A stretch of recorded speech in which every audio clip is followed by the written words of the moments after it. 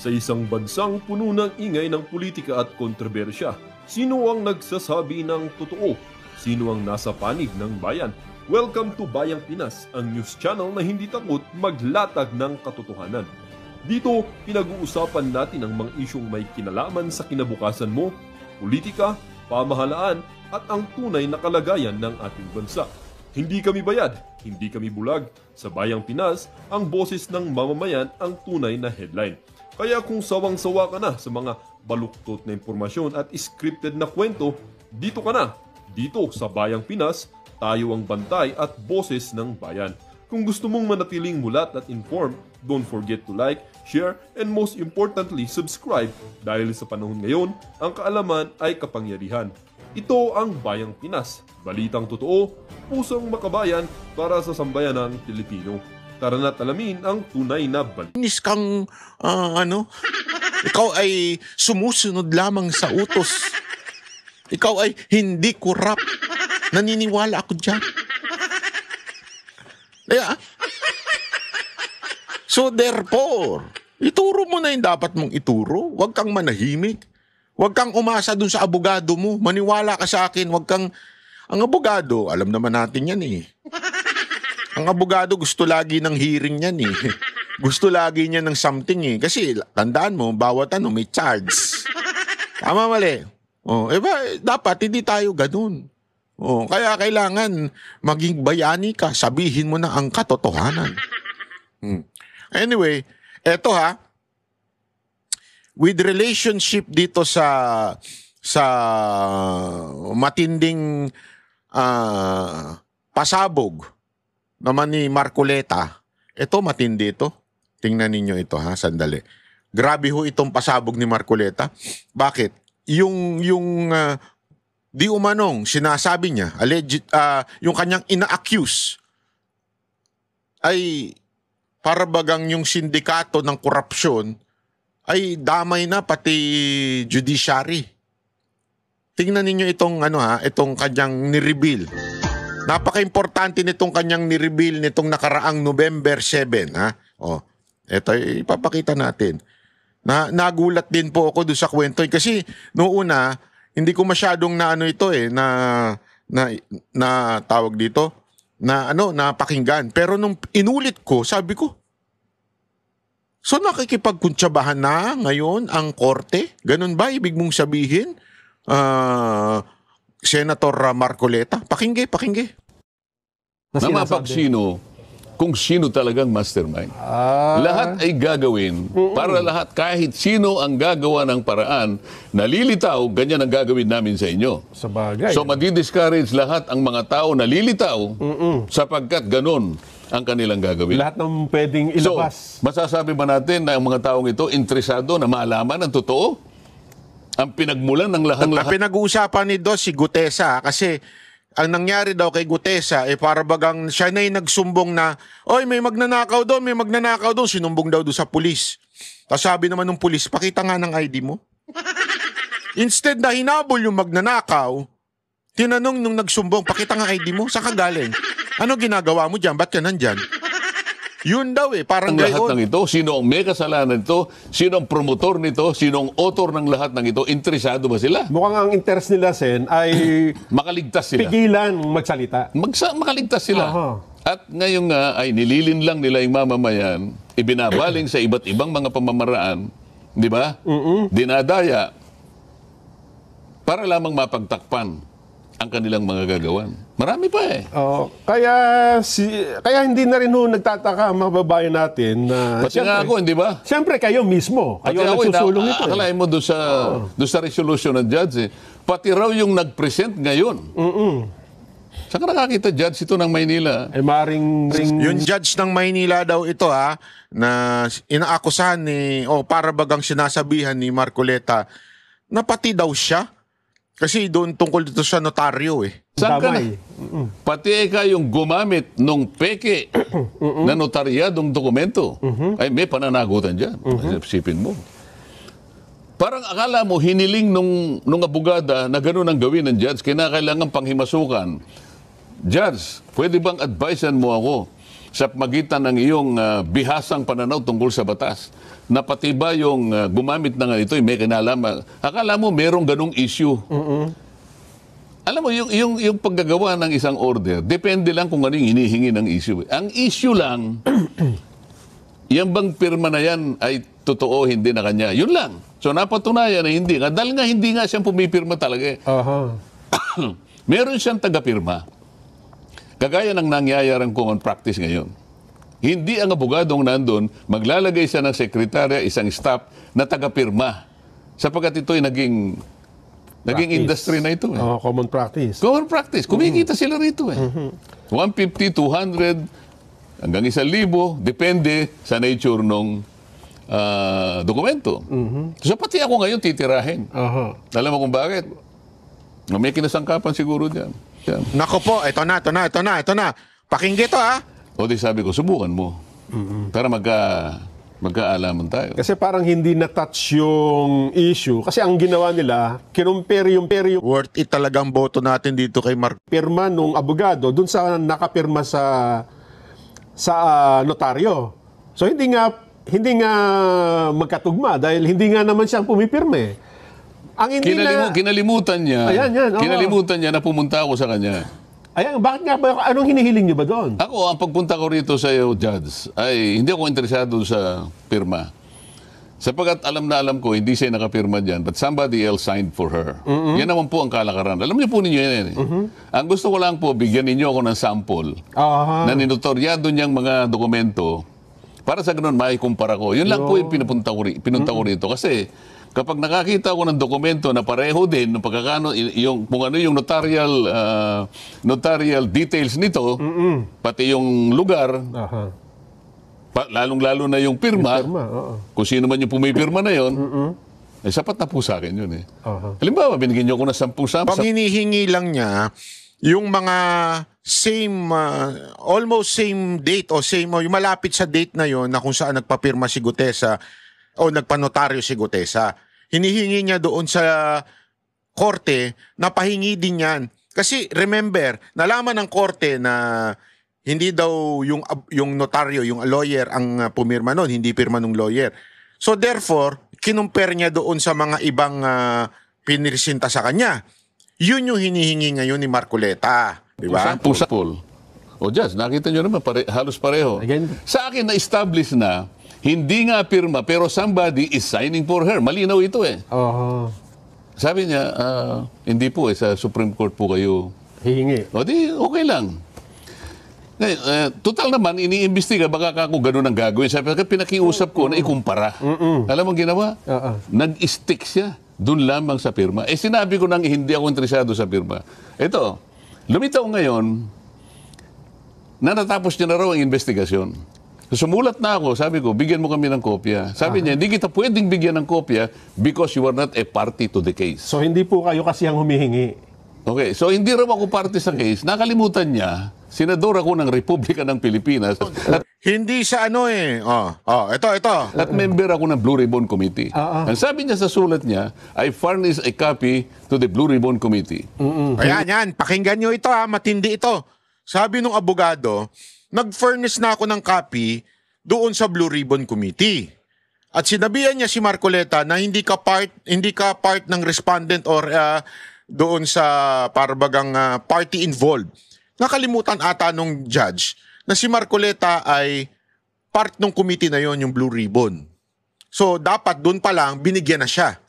Pero ang nasagot ng judge, kesyo binigay daw niya sa Blue Ribbon. So tiningnan ngayon ni Marcoleta. So inutusan ko staff ko. Pakitingnan mo ka kung nandun na at kumuha ka naman ng kopya. Alam mo sabi sa Blue Ribbon Committee? Wala kaming kopya rito. Yun! Tang-inan yan. Yari, patay kang bata ka. Sino ngayon ang nagsusungaling? Yun ang tanong dyan. Di ba? Sino ngayon ang nagsusungaling? Ha? Sino? Si Marcoleta ba? Blue Ribbon Committee ba? O ang judge? Hindi ko po alam. Ayoko kong humusga. Kasi di naman ako judge. So, sino man nagsasabi ng totoo dito? Bakit parang inililigaw na naman yung mga tao? Mukhang nabigyan lang yung chairman, Sen. O, di ba? O, ang ginawa ko ganito. Sumulat ako sa Korte Suprema. Ayan na. Bigyan ninyo ako ng, humingi po ako ng kopya, kahit na sample po, kahit na tatlong samples lang sa loob ng isang buwan, magmula nung Enero, Pebrero, Marso, Abril, Mayo, Hunyo, Hulyo, hanggang Agosto. 3 copies each. Sample. Ng notaryo ni... Naninotaryo nitong... ginrant ng ano. Ganun. Ginrant ng Supreme Court. Sabihin. Ayan, so, tumakbo sa Supreme Court, which is that's the right thing to do. Yeah, tumakbo siya sa Supreme Court. Para ano, sabi ng Supreme Court, go, i-grant yan. Sabihin, pumayag daw ang Supreme Court according to Marcoleta. Notwithstanding that this case has already been resolved by the blah, blah, blah. That considering that the request is legitimate, your request is granted. O di ngayon, pinapunta ko ngayon ang aking abogado. Tatlo sila dahil marami yun voluminous. Para makatulong na kayo kung ganyan, na kayo na yung humanap. Tumingin. Tulungan nyo na yung clerk of court. At punta naman nung Lunes, pumunta yung mga... Alam mo, sagot. Sabi ng clerk of court, ma'am, hindi po kayo pwedeng kumuha ng sample. Ito yung ganun sobrang... Bakit? Bakit? Sabi na ng Supreme Court, okay bakit ayaw niyang pumayag? Abay, mas mataas pa pala. May mas mataas pa pala sa Supreme Court? Yan yung the supremest Supreme Court? Bakit gayon? Di ba? Supreme Court Opo, pero kasi po sabi ni Executive Judge. Na naman. Sabi ni Executive Judge, siya ang magdidesisyon kung anong kopyang ibibigay sa amin. So pipiliin niya yung may pirma na yung may pirma na, yung pirman talaga. Paano ka ako itong ikukumpara? Sabi ko lang, humingi kayo ang kumuha. Siyempre ang instruction ko, kumuha kayo yung malapit-lapit doon sa mga ganito. Baka nahihirapan kumuha. Maghanap. Hindi, bakit sasabihin ng Executive Judge na siya ang magdesisyon, siya ang pipili? Naku po. Baka hindi lamang yung abogadang may problema rito. Maaari nga. Ako hindi ako nananakot, Nelson. Ako, magmula sa umpisa hanggang ngayon, kung ano yung tuntunin, kung ano yung tama, kung ano yung legal, ilalaban natin yan kahit saan tayo makarating. Bakit ganun ang kanyang actuation? Hanggang ngayon, ayaw akong bigyan ng kopya. Dapat hindi ako partido sa kaso. Nako. Sino ang partido sa kaso? Yung Blue Ribbon Committee? Hindi na siya partido Dito, sa sinasabi nyo. Doon sa petition nyo yan yung tungkol sa pirmahan. Ayun nga, Nagpunta daw yung abogada para i-report, merong incident report, sabi niya, na merong pong gumamit ng aking pirma. Hindi ko po pirma yun. So kinasangkapan ng NBI para lang, pinahirapan pa yung sarili.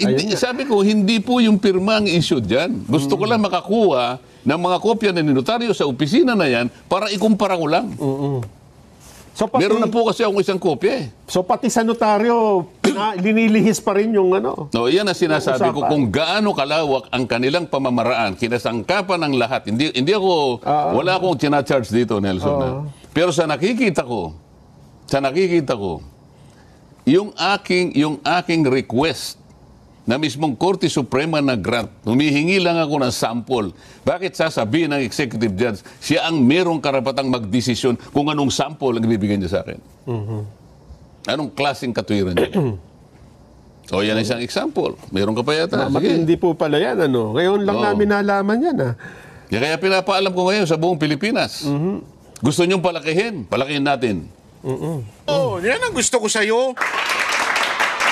Yan ang, ito ang senador na may bayag. Marami dyan. Baluktot. Hindi ho yung bayag, yung prinsipyo. Hindi kasi marami ho sa ating mga senador, takot. Yung feeling matapang lang. Yung tapang-tapangan lang sa media. Pero alam mo naman pinoproteksyonan. Pinoproteksyonan yung kanilang amo na naglagay sa kanila sa posisyon. Gago! Kaya ito nga sabi ni Marcoleta, di ba? Kung gusto ninyong palakihin na ni. Palakihin natin! Oh. Para bagang sinasabi niya dito, talagang magkakakuntsaba itong mga animal na to. Magkakakuntsaba itong mga animal na to para sa isang matinding pagtatago ng tunay na kurap. Tandaan ninyo ha, tandaan ninyo. Si Gutesa lamang ang talagang walang mawawala o walang mag-gain in testifying against Romualdez. Bakit? Pwede naman siyang tumahimik eh. Masaya ang buhay niya eh. Ha? Okay na ako. Masaya na ang buhay ko. Ayos lang. Pero bakit siya nag-testify at sinabi niyang dahil doon, yung credibility niya, kaliwat kanan ng pagbabatikos, kaliwat kanan. At kung maaalala ninyo mga kababayan, doon sa isang pagdinig nung nandun si Gutesa, may hinirit si Erwin Tulfo. Ano sinabi niya doon? Galing sa impormasyon ko mula sa Malacanang. Ito ang nanggaying posisyon mo. Inuunti-unti niyang tinitingnan yung credibility ni Gutesa. And imagine mo to ha. Ito lang dito pa lang, booking mo na talaga eh. At the time, hindi pa alam ng mga senador si Gutesa. Nalaman, nagulat nga sila, dumating si Gutesa, na binitbit ni Marcoleta eh. Di ba? Pinaalam niya, pag-testify. And on that day, same day, not more than half day, nalamang agad-agad ni Tulfo from, binanggit niya, galing sa Malacanang, etong impormasyon mo. Ibig sabihin, nakikinig ang Malacanang during doon sa presentation ni Gutesa at nilabas kagad, etong background niyan, double check mo, anuin mo, durugin mo yung credibility niyan. So doon pa lang may movement na from Malacanang na wasakin etong si Gutesa. Bakit kanyo? Bakit? Hindi ko ba kayo magtataka doon mga kababayan? Galing sa Malacanang yung impormasyon ni Erwin Tulfo. Hindi po ako nagsabi niyan, si Erwin Tulfo po. Nagkamali siya dyan. Ba't niya binanggit yung Malacanang? Di ba? So, ibig sabihin po noon, ladies and gentlemen, the orchestration of all of this corruption issue mas malawak pa. Hindi lang sa kay Zaldico. Yun pa lang. Dito nga sa judge sinabi niya, hindi naman ikaw respondent or any part of this case na final dito o inquiry na final dito. And yet, di ba? Blue ribbon siya. He is a senator. Kaya nga ang galing, tumakbo siya sa Supreme Court and the Supreme Court granted his request. Pero ayaw pa rin ibigay ng clerk of court. Sabi, kailangan daw doon sa judge mismo magdesisyon. So yung judge, wala. Ayaw talagang ibigay. Yun ang sinabi ni Marcoleta. Senator Marcoleta, ako may tanong lang. Ito'y tanong ko lang bilang mamamayan. Papayag ba kayo dyan? Alam ko, hindi kayo papayag.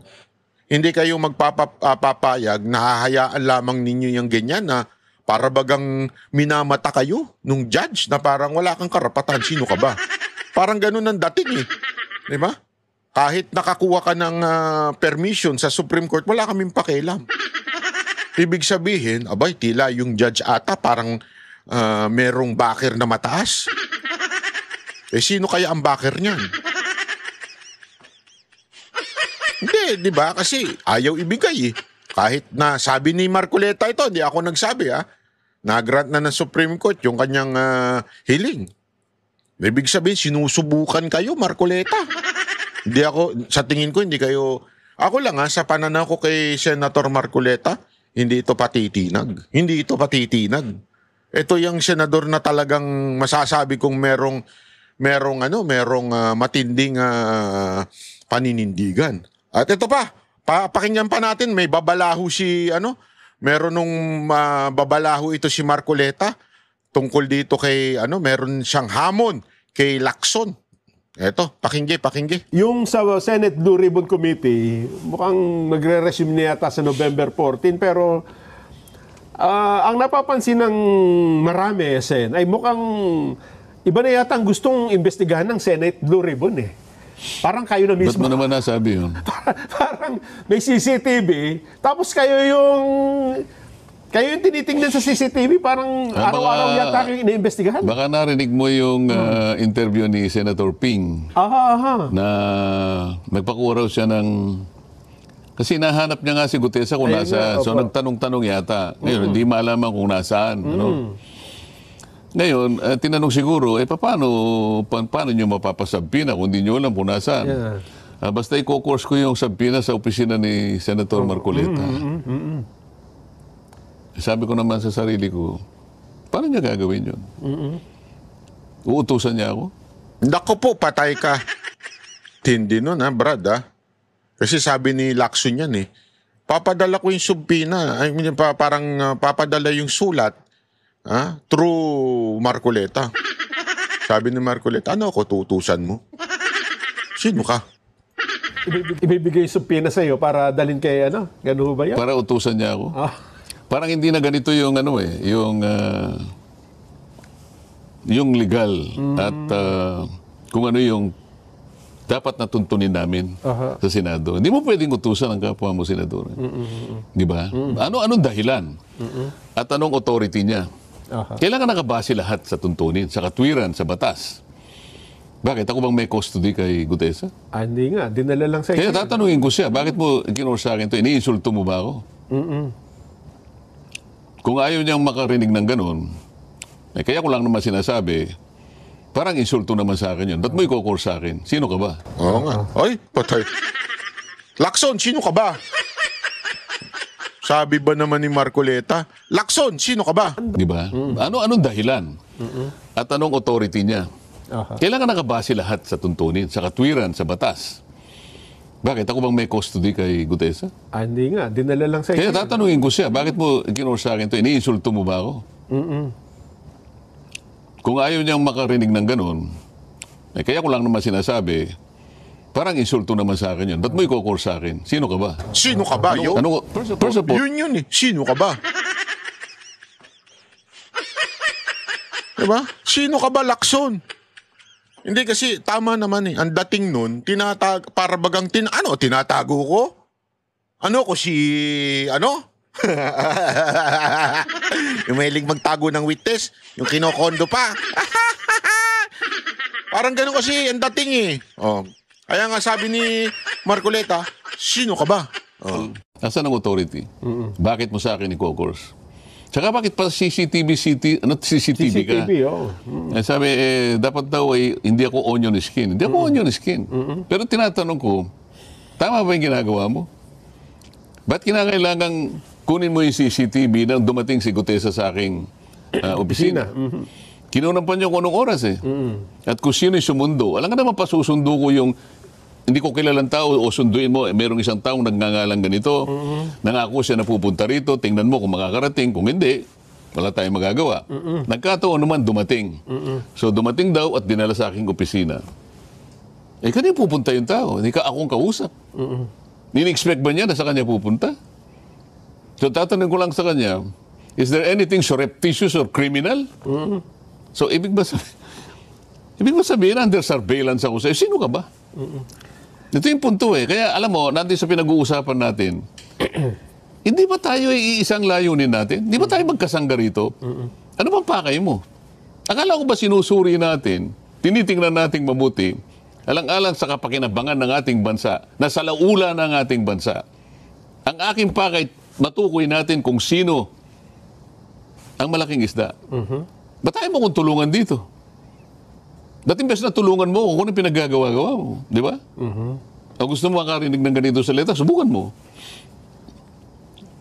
Hindi ako nag-umpisa nito, Silang nag-uumpisa nito. Kung ano-ano, nag-i-interview siya, o yan, pinalutang niya, i-course niya yung sabpina sa aking opisina. Subukan mo.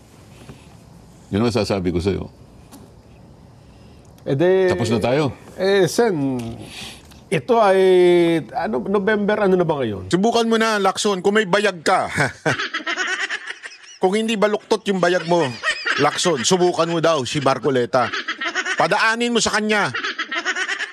November 7 pa itong video na ito So, ewan ko kung kasi bukas, ngayong araw na ito, lalabas si merong ngayon, Blue Ribbon, pagdinig ngayon, hearing ngayon, si Lacson. Sinubukan kaya niya? Tapos na tayo. Sen, ito ay November, ano na ba ngayon? 7. Meron pang dadaan ng mga peche. Baka kala nila, ito, live ito Kaya nga po Ano ba tayo ngayon, 7? 7 po ngayon. Ayan na. So, ibig sabihin, mga kababayan, kasi din si Lacson masyadong madaldal. Hindi ko alam bakit maganon si Lacson. Kasi alam kong mga magaganon, yung mga chismosa sa kanto. Di ba? Yung mga magaganon, mahilig magpa-interview to si Lacson pero kahit anong gawin pag-interview to, di manalo-nalo to bilang presidente o kaya vice president Di ba? Mahilig talagang gumanon Kasi so far, as far as I know, ang mga mahilig lang gumanon, yung mga chismosa sa kanto. Chismosa, take note. Ha? Ano kayang dahilan? Sa tingin ninyo mga kababayan, ha? Ito yung tanong ko ngayon para sa kape natin, pakape. Okay?